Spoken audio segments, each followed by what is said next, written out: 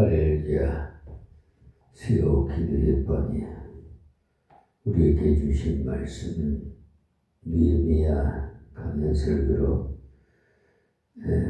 8장 7절의 말씀부터 드리겠습니다.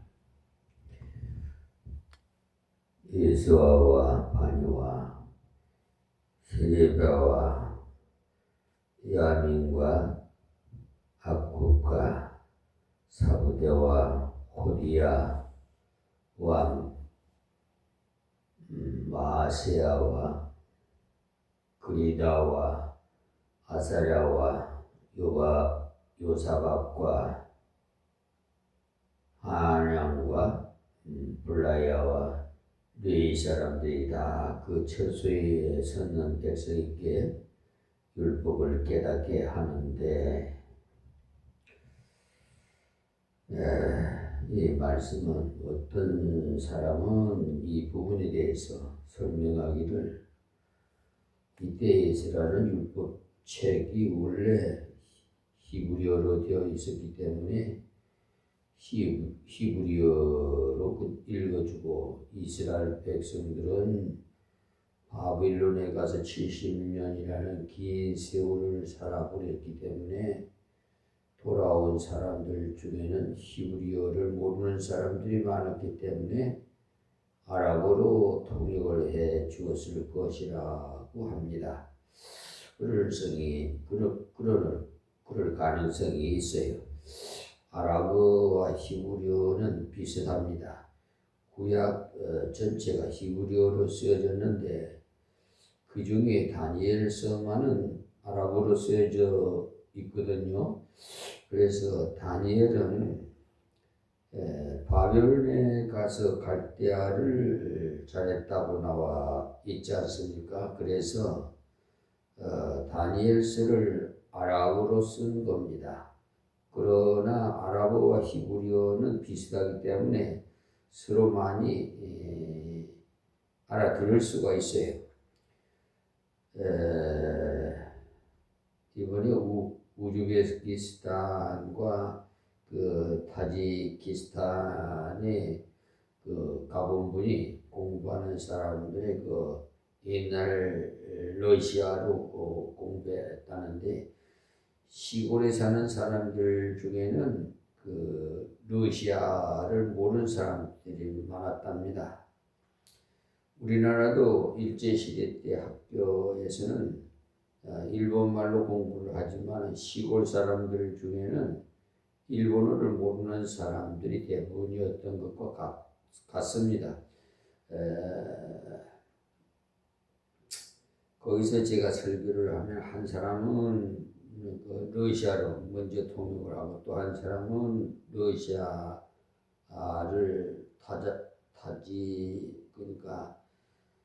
타지키스탄어로 그 통역을 했어요. 처음에 타지키스탄어로 통역을 하는 사람이 고려인인데 제 말을 제대로 알아듣지 못하고, 그래서 할 수 없어서 그 러시아를 잘하는 사람이 나왔는데, 그 사람은 제 말을 알아들었어요. 우리나라에서 간 사람인 모양이에요. 그런데 러시아를 모르는 사람들이 몇 명 있으니까 옆에 있는 사람이 설명을 해주는 모습이 보였습니다. 이 말씀을 보니까 문득 그때 생각이 나는데, 이때도 예수라가 히브리어로 읽어주면은 중간중간에 있던 사람들이 히브리어를 못 알아듣는 사람들에게 아랍어로 통역을 해 준 것입니다.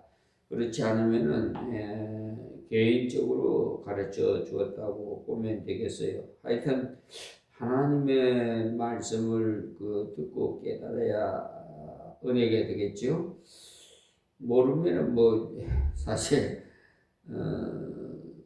기모거리가 되는 것 같잖아요. 그러니까 무슨 말을 하는지, 우리도 그 각 나라의 방언을 다 알 수 없잖아요. 그래도 해외로 많이 다니셨던 분들은 좀 익숙할지 모르겠습니다만은 어쩌다가 관광이나 그런 걸로 가다 보면은 그 나라의 언어의 문화를 제대로 알 수가 없으니까 또 우리나라에서도 외국 사람이 와가지고 뭐 어느 나라든지 와서 말하면 우리나라 사람도 잘 알아들을 수 없는 그런 지금 실정이 있지 않아요? 그 내가 잘 안 돌아가서 웨스티간인가 뭐 하여튼 우리나라에 그 외국 사람들이 많이 와가지고 지금 이 강화에도 많이 와 있어요. 아주 그냥 그 일하시는 아침에 보면요, 그 외국 근로자들이 일찍 나와서 일터를 가는 것을 종종 봅니다. 제가 그 이제 새벽기도 하고 이렇게 또 마을을 한 바퀴 돌아요. 운동차 이렇게 몸이 불편하지만은 주치의사가 좀 불편하더라도 움직이는 것이 좋습니다. 하기 때문에 오늘도 덕양구에 있는 명기병원에 갔다 왔습니다만은 하여튼 그 건강 관리를 잘 하시는 것 같다고 그래요. 어쨌든 하나님의 은혜죠. 그래서 3개월에 한 번씩 가는데 그런데 협심증 동맥이 그때 한 80%가 막혀가지고 위험한 처지가 있었는데 벌써 그때가 언제야 한 20년 가까이 되는 것 같아요. 그런데 하나님의 은혜 가운데 그 중간에 한번 검사도 해봤습니다만은 정상이라고 그래요. 한번 심혈관에 한번 막힌 사람은 또 막힐 우려성이 많다고들 하는데 하나님의 은혜로 저는 그냥 스텐 캡슐이라죠. 가슴에 지금 하나 들어가 있습니다. 근데 그 검사해 보니까 정상적이라고 하는데 다음 3개월 후에는 뭐 다른 심전도나 뭐 이렇게 피검사 뭐 등등 뭐 좀 해봐야 되겠다고 그러더라고요. 어쨌든 우리 몸은 다 전문 의사들이 다 알아서 하는 것 같아요. 그 다 하나님 은혜죠. 그 제가 다니는 그 주치의사들은 다 믿음의 형제들이기 때문에 참 겸손하고 친절하고 아주 세심하게 잘 봐주시는 것 같아. 참 갈 때마다 감사를 드립니다.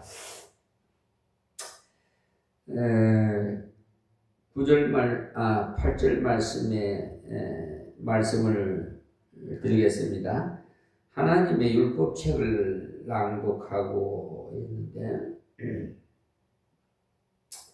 그 뜻을 해석해서 백성으로 그 낭독하는 것을 다 깨닫게 함했습니다. 지금도 설교의 근본은요, 이 8절의 말씀이에요. 먼저 하나님 말씀을 읽어주고 그 뜻을 해석해 주는 것입니다. 읽고 그대로 다 알아들을 수 있으면 좋은데 그렇지 않은 분들이 있기 때문에 이렇게 제가 강해 설교, 이 강해 설교라는 이 한 절 한 절을 빠뜨리지 않고 다 풀어서 어린애부터 노년에 이르기까지 이해가 가도록 알아들을 수 있도록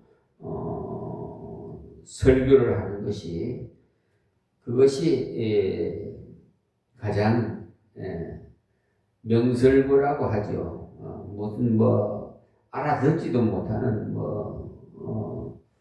5대 국인이 4대 국인, 6대 국인이 자꾸 그런 거 섞여가지고 하면 무슨 말인지 자기는 유식하게 보이려지 모르나 이 교인들이 들을 때는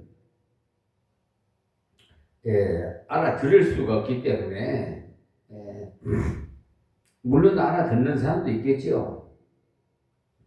그러나 한 부분만 알게 하는 것이 아니라 전체적으로 공중이 교인들이 다 알아들을 수 있는 설교를 해야 합니다. 그래서 하나님께서 이렇게 강해 설교로 주로 많이 하셔요. 그래서 설명을 해주면 훨씬 알아듣기가 쉽고 지금 제가 하고 있는 이 설교를 그래서 강해 설교라고 합니다. 성경을 강의하고 해석을 해준다는 뜻이죠. 백성으로 그 낭독하는 것을 다 깨닫게 하매 글쎄요. 뜻을 깨닫게 해 주어서 그 사람들이 순종할 수 있도록 가르쳐 주었다 이 말입니다. 자, 9절 말씀, 백성이 율법의 말씀을 듣고 다 우는지라 그래서 총독 느헤미야와 제사장 겸 학사 에스라와 백성을 가르치는 이 사람들이 모든 백성에게 이르기를 오늘은 너희 하나님 여호와의 성일이니 슬퍼하지 말며 울지 말라 하고 그랬어요. 그러니까 하나님의 말씀을 깨닫고 나니까 자기가 보인 것입니다. 꼭 이래야 됩니다. 성경에서 말씀은 심령의 거울이라고 했어요.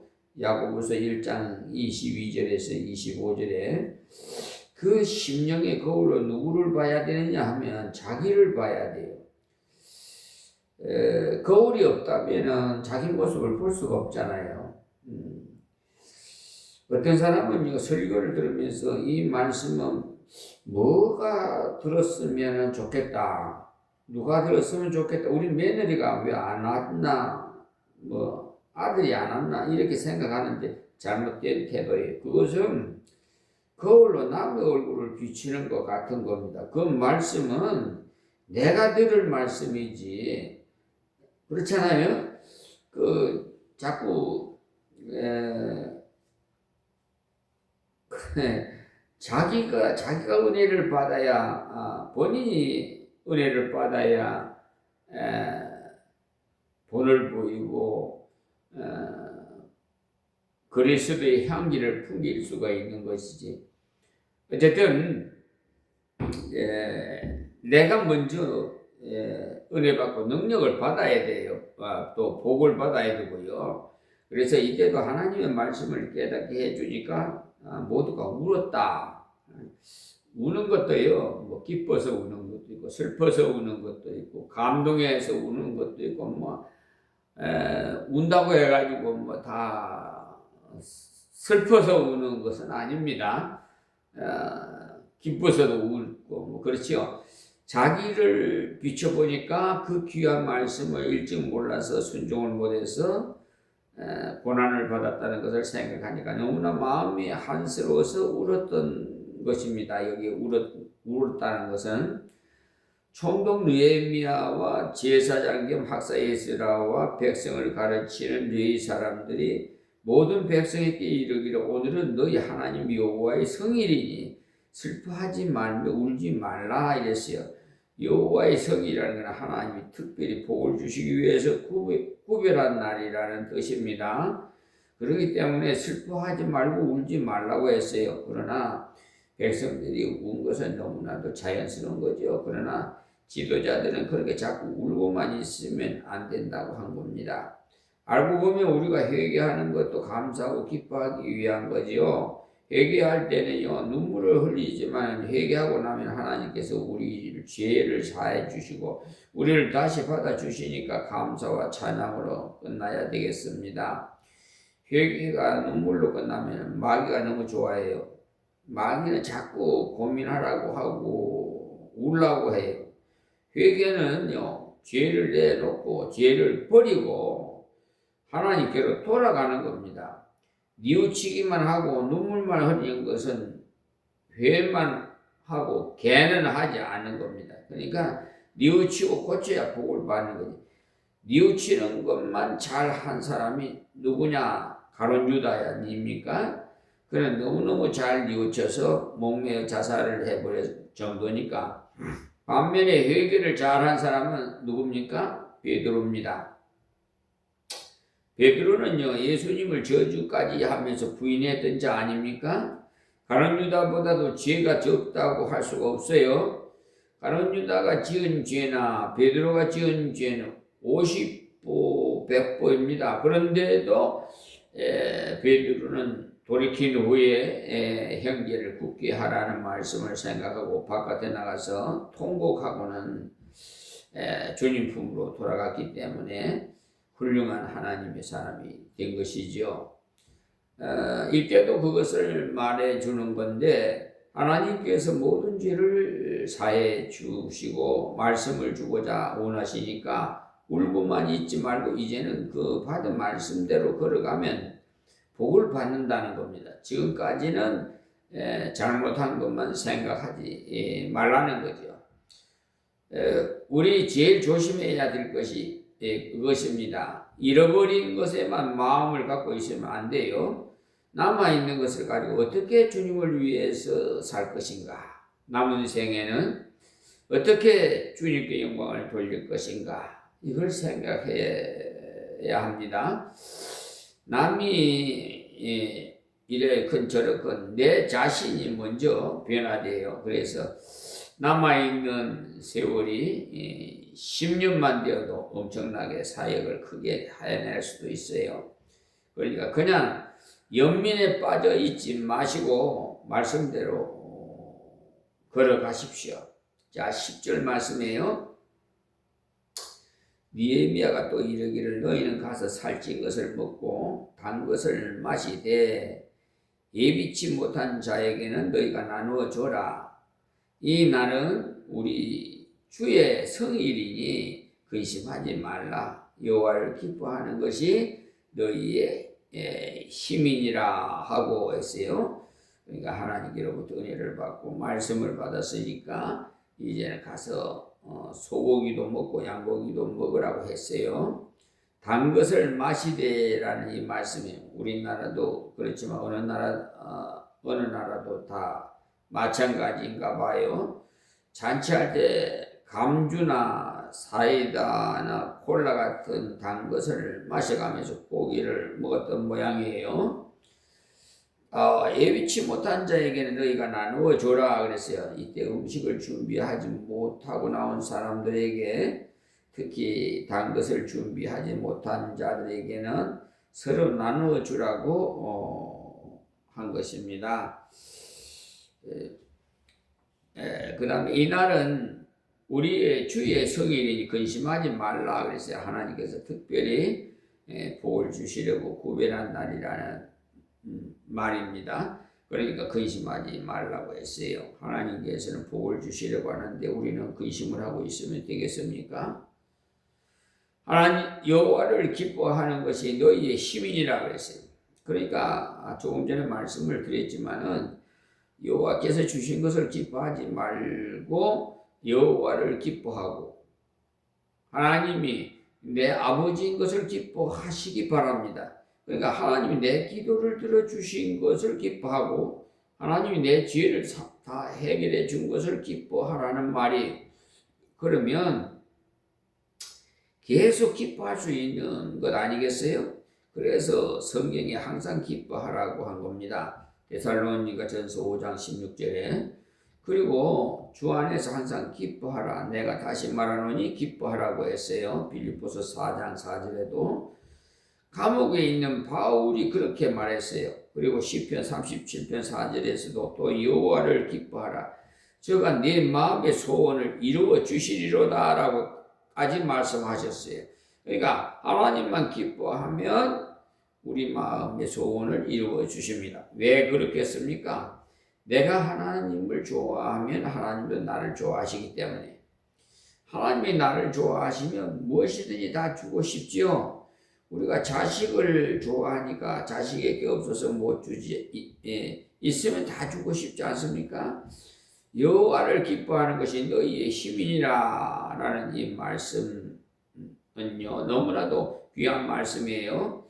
우리가 하나님 아버지를 기뻐할 때 하나님께서 우리에게 능력을 주십니다. 힘이라는 것은 곧 능력이에요. 다음 11절에요. 너희 사람들도 모든 백성을 정숙해 하여 이르기를 오늘은 성일이니 마땅히 종용하고 근심하지 말라 하매 그랬어요. 이 말씀도 듣고 백성들이 기뻐하며 돌아갔어요.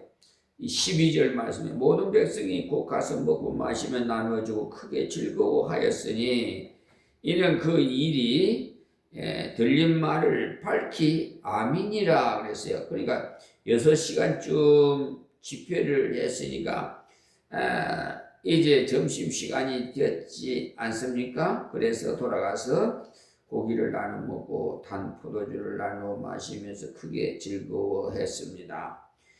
이는 그 들린 말을 밝히 아민이라 그랬죠. 하나님 말씀을 바로 깨닫고 나니까 너무너무 기쁘고 희망적이 된 거죠.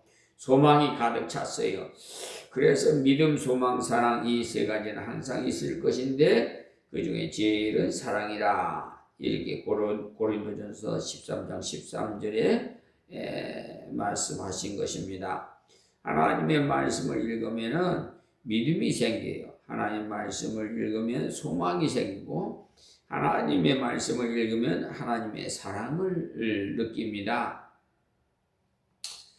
다음 13절에요. 그 이튿날 뭇백성이 족장들과 제사장들과 레위 사람들이 율법의 말씀을 밝히 알고자 하여 학사 에스라의 곳에 모여서 했는데 이상한 거는 은혜를 받을수록 말씀을 자꾸 더 배우고 싶어 하거든요. 이제 나는 말씀을 어지간히 배웠다 하는 사람은 아직 말씀의 세계를 모르는 사람들이에요. 저도 말씀을 많이 가르쳐 봤고 말씀을 연구해 봤지만은 아직도 시원하게 더 알고 싶어서 읽고 또 연구도 하고 책도 찾아보고 합니다. 저의 주위에 있는 사람도 그만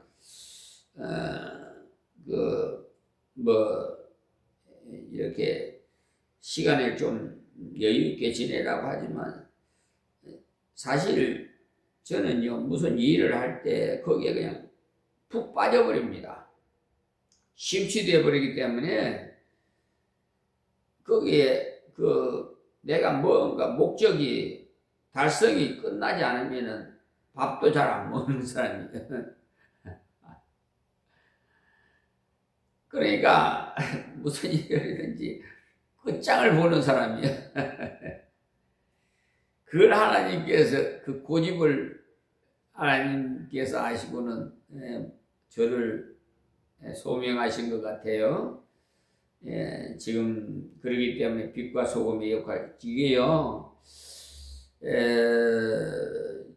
이 빛과 소금의 역할을 하는 것이 그 말과 정말 행동에 참 차이가 참 많아요. 말은 쉽지만 행동으로 직접 해보시면 아시겠지만은 보통 저 자유로는 할 수가 없어요. 그러니까 내 안에 성령 하나님께서 함께 하시니까 하는 거지 제가 하는 것 아니에요. 오늘도 참 바빴습니다. 하여튼 병원에도 갔다 왔지요. 뭐 또 그 갔다 오는데도 저기 이거 어디야 덕양구니까 경기도 거기에 아직 갔다 왔지. 또 갔다 와서 또 뭐 우리 홍지민 자매 또 뭐 성경 좀 상담했고 또 필요한 것을 내가 좀 말씀을 뽑아가지고 이게 작성해서 줬어요.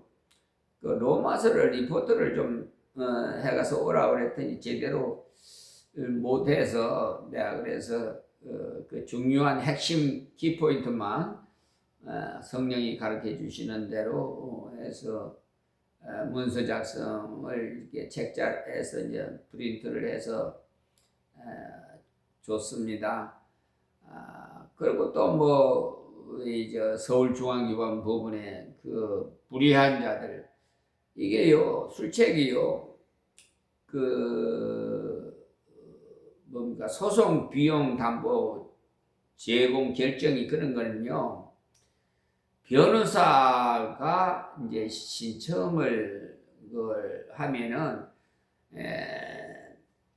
법관이 담당 재판부에서 그 이제 이게 명령을 하는 건데 지금 국가를 상대로 하는 소송은요 손해배상 총수는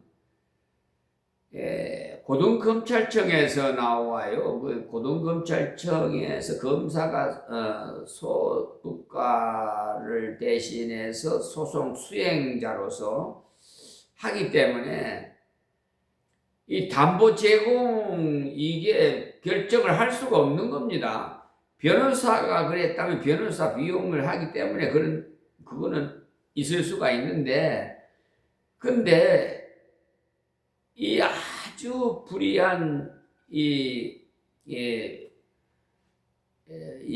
판사들이요 아주 국민을 가지고 놀아요.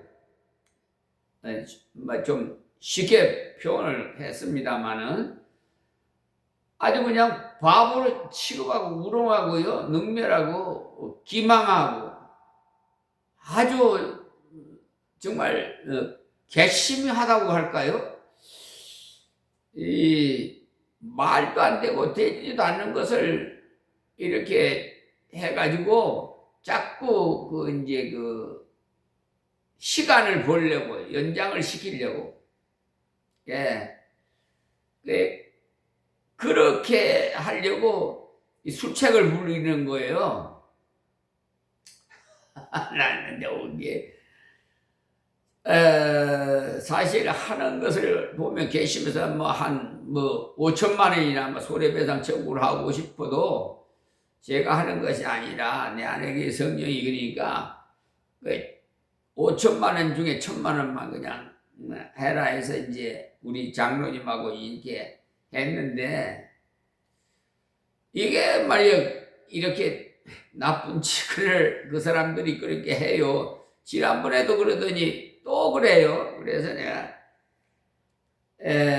지금 지난번에 했던 거는 그냥 강감소식이에요. 무소식이에요. 그냥. 그러니까 그렇게 술책이 뭐냐 이걸 결정을 하려 판결을 하려니까 곤란하거든요. 그러니까 이게 술책이 그거예요. 판결을 자기가 못하겠으니 그걸 판결을 하면요 국가를 상대로 하는 소송은 공무원이 잘못했을 경우에 공무원한테 하는 게 아니라 국가를 상대로 해요. 그러면 국가에서 그 손해배상을 그 원고에게 지불을 하고 구상권을 그 공무원한테 청구를 합니다. 그리고 그 공직 공무원은 옷을 벗어야 돼요. 그러니까 불명예스러운 퇴직을 하는 것이죠. 그러니까 입장이 곤란한 거야. 그게 오늘의 사건의 그거는 저 대법관이 걸린 거예요. 그 사람이 잘못. 왜냐하면 전산을 다 싹 지워버리고 다른 것을 변작을 해놨어요. 그 완전히 형법 제227조에인가 어쨌든 전산 그거는요 징역이 10년이에요. 그걸 지금 공수처에 지금 고소장이 올라가 있습니다. 법관 지금 30명이 판검사가 다 지금 올라가 있어요. 그 이제 이재명 대통령실로 올렸는데 거기서 이송을 공수처로 했기 때문에 공수처에서도 마음대로 결정을 못 하는 거예요. 지금 수사 중으로 되어 있는데 그 올린 지도 꽤 됐는데도 이게요 대법원 조희대 대법원장을 비롯해서 지금 대법관이고 뭐 판사고 검사고 지금 그런 상황이 되어 있어요. 그러니까 거기에 대한 형사는 그렇게 고소하는 것이고 민사는 손해배상을 청구하는 거예요. 그러니까 이게 이제 지방 감싸기식이지요. 쉽게 말해서 이걸 결정을 하면은 원망 들을 거란 말이야. 틀림없이 이제 대법관이 그래도 상급이잖아요. 이제 소액 서울중앙지방법원 1심에서 2심 항소심 있고 이게 대법원인데 이번 이재명 대통령님께서 하나님께서 세우셔서 이제 이게 지금 이 나라의 사법부가 잘못됐기 때문에 하나님께서 하나하나 정리하고 있습니다. 지금 그래 검찰도 이제 유예기간을 1년 더 가지고 그래 했지만 이제 없어져요. 검찰청이 공수처 중수처 이런 길로 이제 해서 다른 걸로 하고요. 경찰이 이제 수사권을 가지고 하는데 할 건데 이 판사들도 손질을 할 겁니다. 그래서 대법원도 증언을 시켰어요. 그 대법원에 보면은 인원이 적기 때문에 14명이에요. 그러니까 인원을 늘려서 이게 상고심 절차에 관한 특례법이라고 이걸 지어가지고 이게 이제 인원이 적으니까 그냥 일을 덜어주기 위해서 간단하게 그냥 심리불속행 기각하기에 딱 맞게 임의대로 자기들 마음대로 입맛대로 할 수 있게끔 만들어놨어요. 그 법이 그걸 폐쇄시켜야 돼요. 그걸 내가 이제 주문을 하려고 지금 하고 있는데 내가 그 헌법 개정도 청원도 올리고 그랬는데요.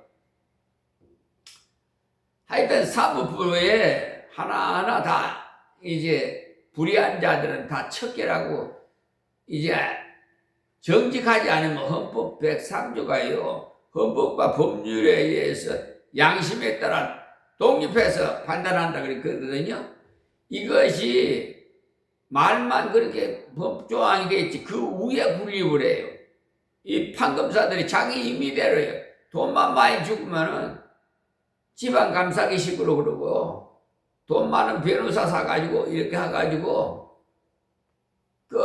특히 법무법인 유한이라고 있어요. 유한 해가지고 로고스를 우리나라 말로 이제 하나님 말씀인데 엘라 말이에요. 근데 거기에 소속인 백현기 변호사가 참 감리교 임시총회장 했던 사람인데 마귀의 종이 됐어요.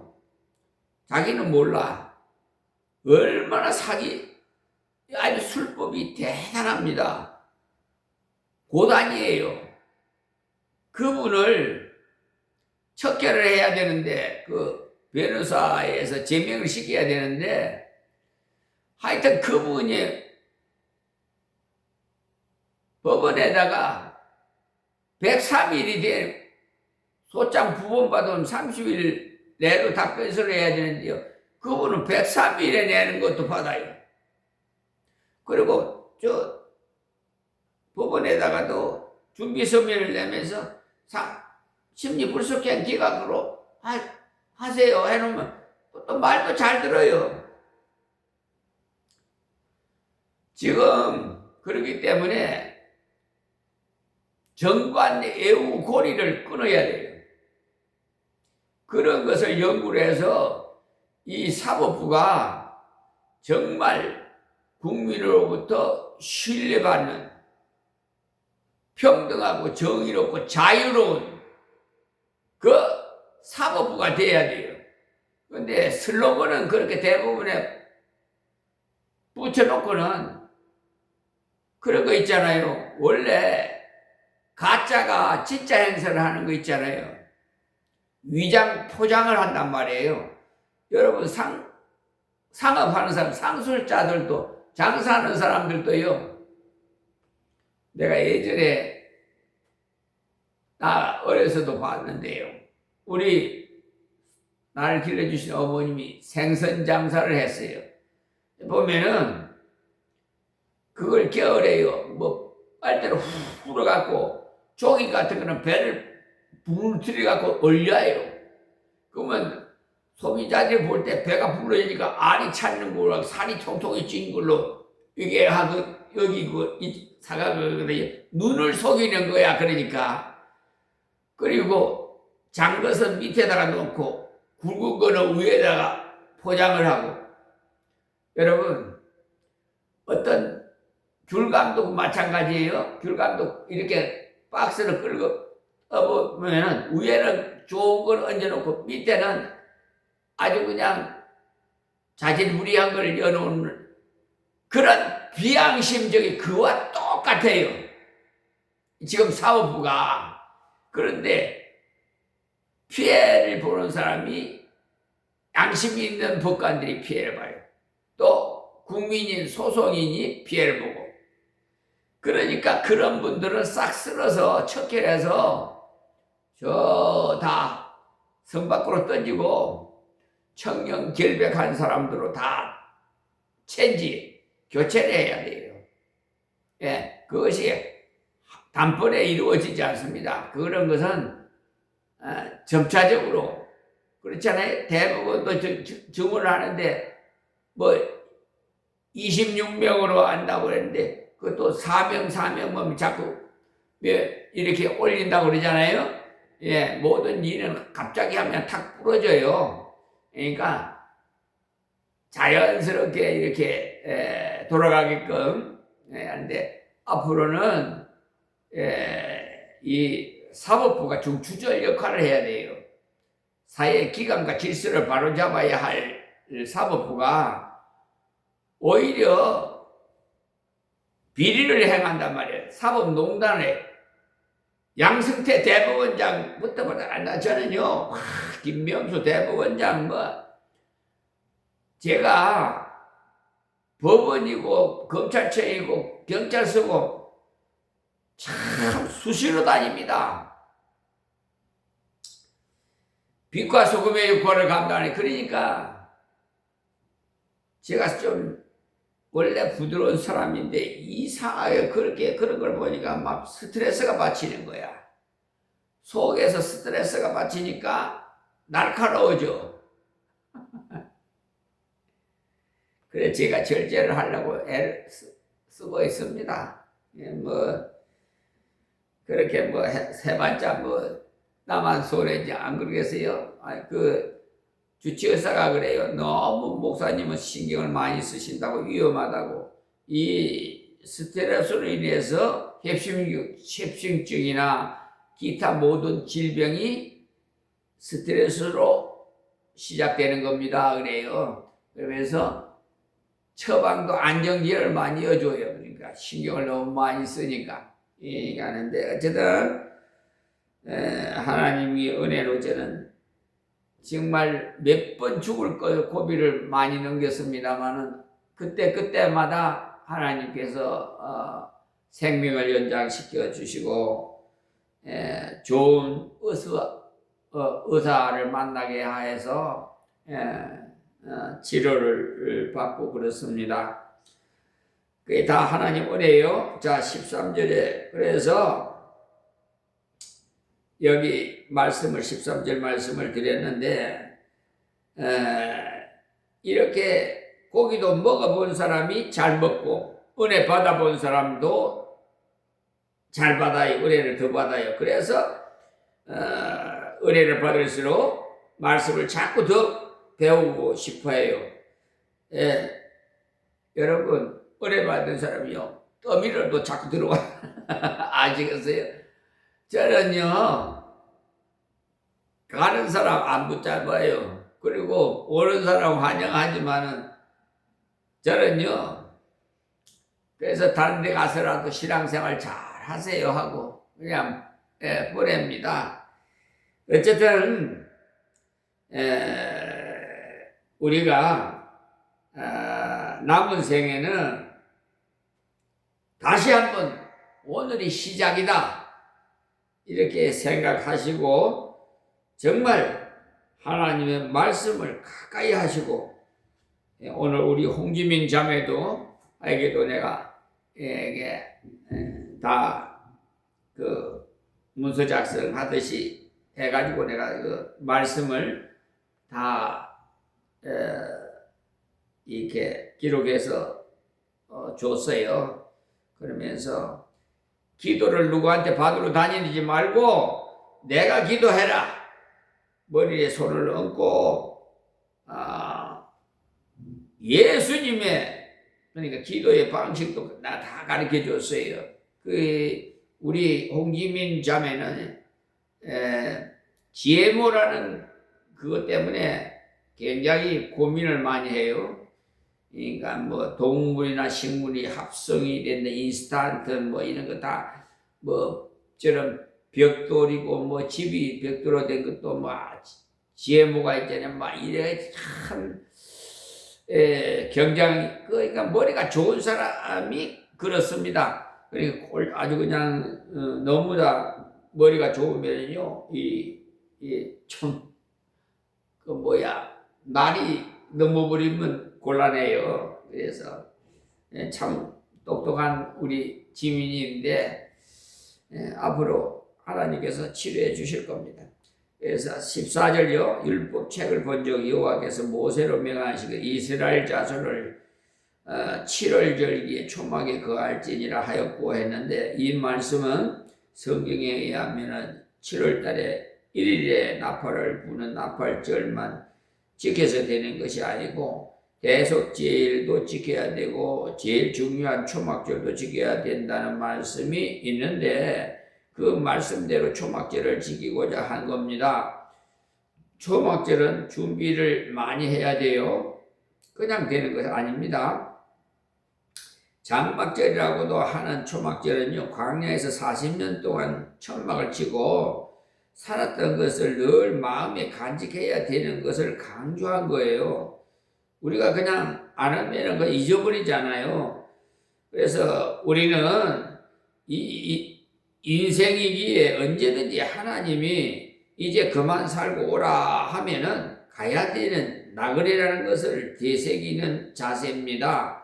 그리고 하나님을 의지하고 살면 40년 동안을 걸어왔지만은 매일 아침 만나를 주시고 구름기둥 불기둥으로 보호해 주셔서 아주 걱정 없이 걸어왔다는 것을 그 하나님을 의지하고 살면 이 광야 같은 세상도 즐겁고 감격하면서 살아갈 수가 있다는 것을 가르쳐 주시는 절기입니다. 그런데 그 절기를 지킬 때는 초막을 치고 그 밑에서 지켰다고 해서 초막절이라 이렇게 합니다. 자 15절이요. 또 일러서되 모든 서북과 예루살렘에 공포하여 이르기를 너희는 산에 가서 감람나무 가지와 돌감나무 가지와 화석류나무 가지와 종려나무 가지와 기타 무성한 나무 가지를 취하여 거룩한 바를 따라 초막을 지으라 하라 하였는지라 그랬어요. 그러니까 초막을 지으려면은 재료가 있어야 될 거 아니겠어요? 그래서 감람나무는 올리브나무예요. 그것을 찍어와서 얹어 놓습니다. 또 돌감나무는 재배하는 것이 아니고 들판에서 자생하는 올리브나무예요. 감람나무는 중에서도 감나무 중에서도 좋은 감나무가 있고 돌감나무가 있지 않습니까? 그리고 화석류, 곧 석류, 여러분 석류, 석류 잡수시어 봤죠? 얼마나 달고 새콤하고 맛이 있어요. 그러니까 그 석류나무도 꺾어오고 종려나무, 뭐 대추, 뭐 야자나무도 꺾어오고 기타 무성한 나무가지를 쳐서 초막을 지으라고 했어요. 우리 교회는요, 하나님께서 25년 전에 건축할 때 땅만 버린다, 유실수를 심으라 해서 뺑뺑 돌려 다 입구만 놔놓고 다 심었더니 아주 그냥 작은 에덴 동산이 됐습니다.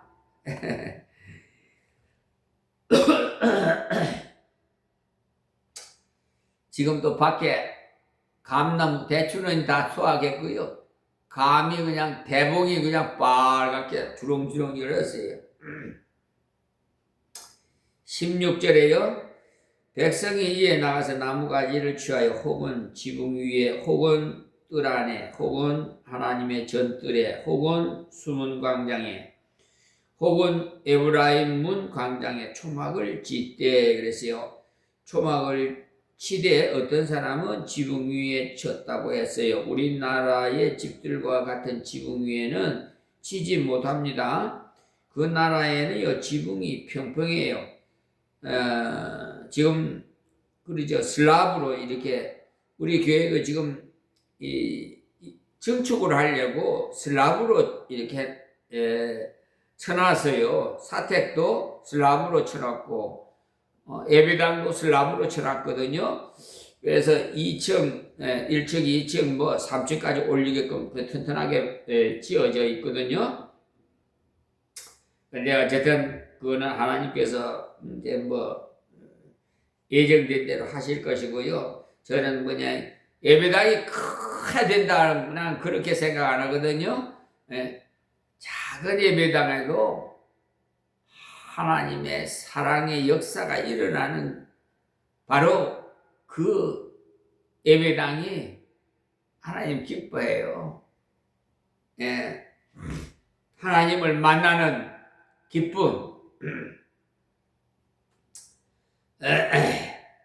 그래서 요즘 슬라브집 지붕과 같이 되어 있는데 그 지붕에 난간까지 만들어놨는데 그 위에 곡식을 널기도 하고 운동도 하고 잠도 자고 심지어 모욕도 했다고 성경에 나오지 않습니까? 그 위에 나무를 걸쳐놓고 그 밑에서 이슬을 맞아가면서 잠을 잤어요.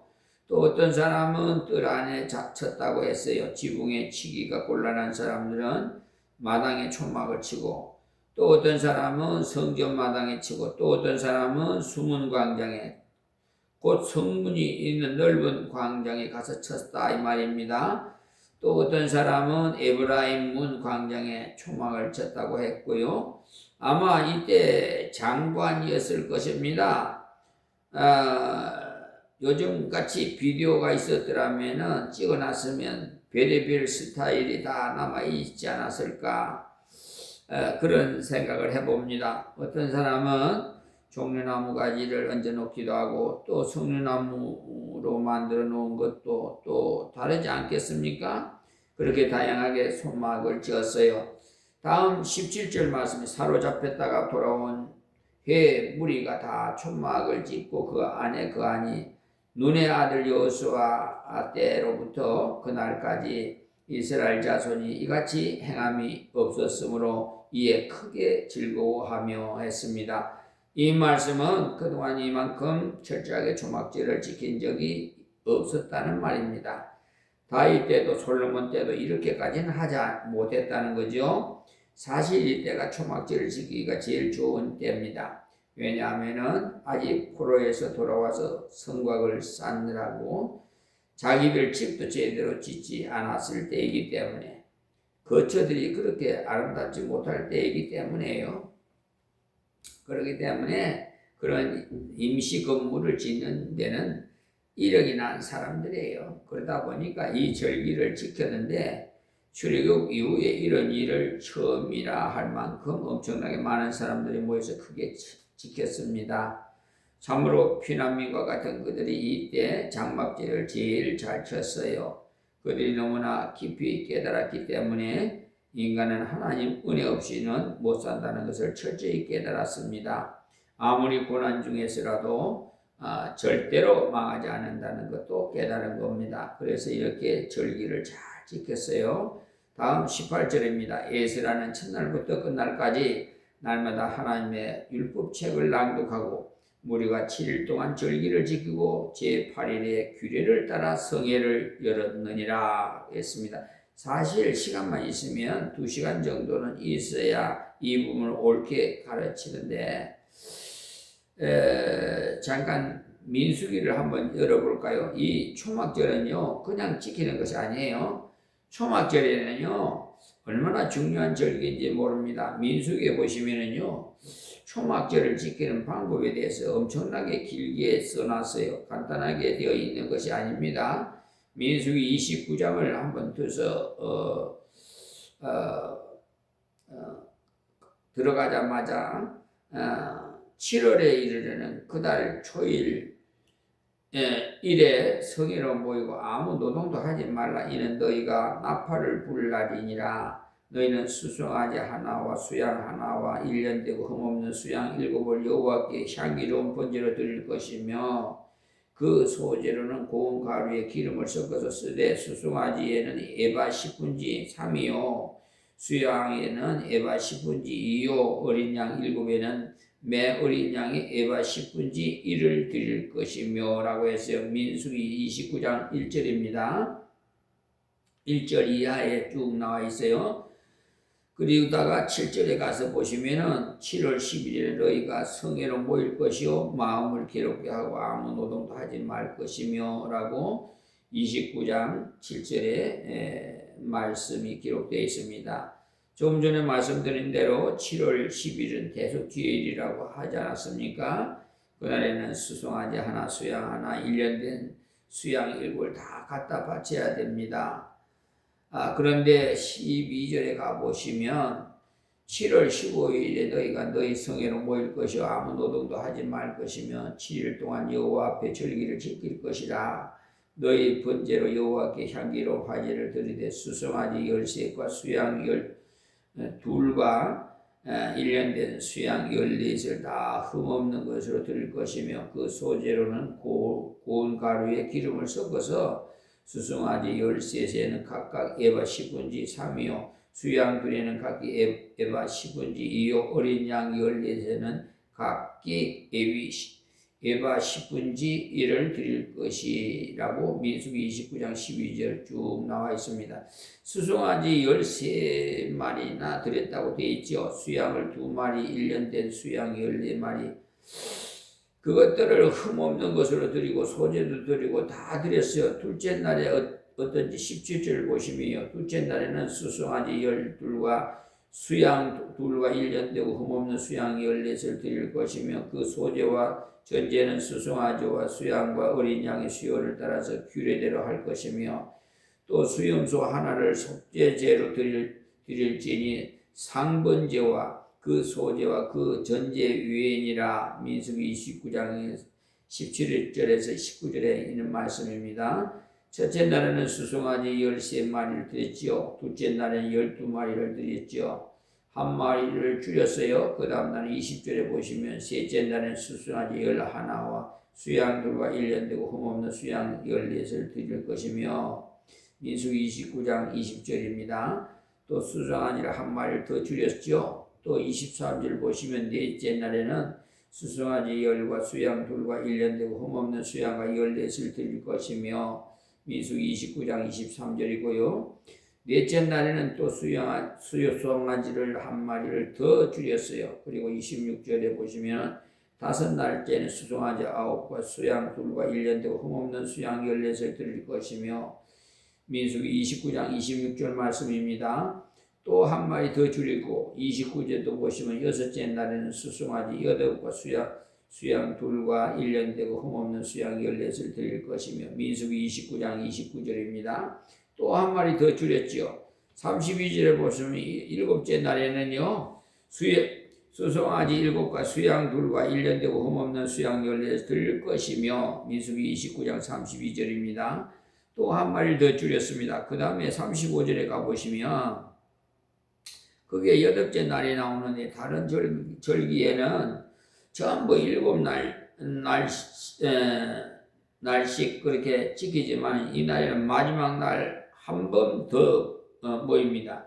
8째 날에는요 거룩한 대회로 모일 것이요 아무 노동도 하지 말 것이며 넷째로 여호와께 향기로운 화제를 드리며 수송아지 하나와 수양 하나와 1년 되고 흠없는 수양 7을 드릴 것이며 그 소제와 선제는 수송아지와 수양과 어린 양 수요를 따라서 규례대로 할 것이며 또 수염수 하나를 속죄제로 드릴지니 상번제와 그 소제와 그 전제 외니라고 민수기 29장 35절에 이야되어 있습니다. 일주일 동안 엄청난 제물을 드리죠. 첫날에 13마리를 잡았다가 7마리까지 내려왔어요. 그게 무엇을 말하느냐? 감격해서 드리면서 점점 일상생활로 돌아가도록 만들어 놨다는 겁니다. 이렇게 초막절 곧 수장절은 절기를 지키는 방법도 상세하게 써놨어요. 이것이 신앙 훈련이기 때문에 우리가 이 땅에 살지만 하나님께서 돌아보시면 광야 같은 세상이라도 장막을 치고 살아도 늘 풍족하고 감사하게 살 수 있다는 것을 세상 만방에 나타내라는 것입니다. 여러분은 날마다 은혜를 체험하시기 바라고요. 그래서 오늘 이 말씀을 기억하시고 말씀을 늘 사모하시고 여호와를 기뻐하시기 바랍니다. 말씀을 자꾸 읽으면 믿음이 생기고 소망이 생기고 사랑이 넘치게 되고 그리고 하나님을 기쁘시게 하게 됩니다. 하나님 말씀을 순종해 보면요 하나님이 나를 가장 사랑하시고 나를 가장 복되게 살기를 원하신다는 것을 알게 돼요. 그러니까 하나님을 기뻐하며 그 말씀을 기쁘게 순종할 때 능력을 체험하게 되는 겁니다. 말씀대로 이루어지는 것이 능력이에요. 그리고 우리는 이 땅에 살아가면서 항상 나그네의 의식을 갖고 살 때 세수가 되지 않습니다. 우리는 언제나 모든 것을 두고 하나님이 오라 부르면 가야 하는 몸들입니다. 초막절, 정막절 지키라는 이유가 그것입니다.